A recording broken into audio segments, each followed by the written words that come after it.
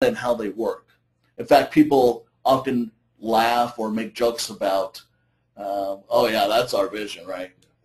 I mean, have you ever experienced that in organizations? Well, yeah, and it has nothing to do with your job or what you're actually working on, but it sure sounds nice, and it's nice for the customer. That's right. When you have that, another sign that it's an organization focused on who is right instead of what is right.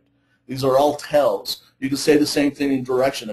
We walked with one company, again, another leading organization came in, and we talked to them about what's your strategy? What's the focus of the direction?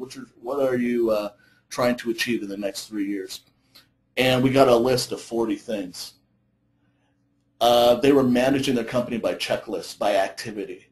You know, again, if you don't have clear direction, usually it's because again, as we tried to talk with them to get priorities, what you saw happening was people started pulling their ideas. Well, I think this is important. This is important. No, it's this over here. There was no consensus. People were running their own shows, and that's why they had this list of 40 things is what our organization was trying to do.